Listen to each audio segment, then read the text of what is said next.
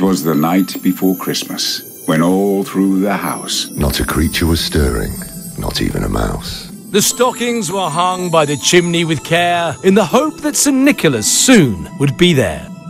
The children were nestled all snug in their beds, while visions of sugar plums danced in their heads. And Mama in her kerchief, and I in my cap, had just settled down for a long winter's nap.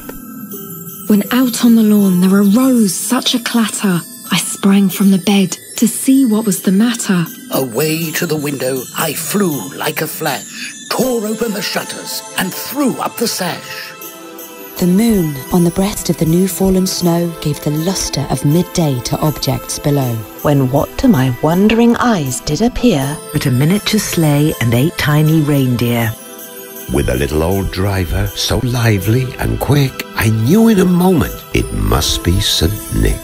More rapid than eagles his courses they came, and he whistled and shouted and called them by name.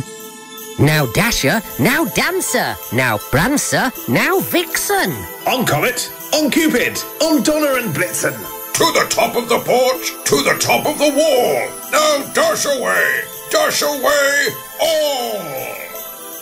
As dry leaves that before the wild hurricane fly, when they meet with an obstacle, mount to the sky. So up to the housetop the coursers they flew, with a sleigh full of toys, and St. Nicholas too. And then in a twinkling I heard on the roof the prancing and pawing of each little hoof. As I drew in my hand and was turning around, down the chimney St. Nicholas came with a bound.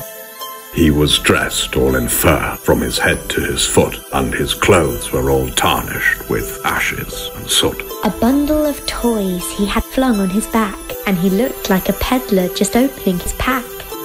His eyes, how they twinkled, his dimples, how merry. His cheeks were like roses, his nose like a cherry. His droll little mouth was drawn up like a bow, and the beard of his chin was as white as the snow.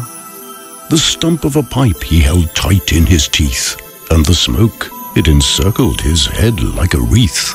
He had a broad face and a little round belly that shook when he laughed like a bowl full of jelly. He was chubby and plump, a right jolly old elf, and I laughed when I saw him, in spite of myself. A wink of his eye and a twist of his head soon gave me to know I had nothing to dread.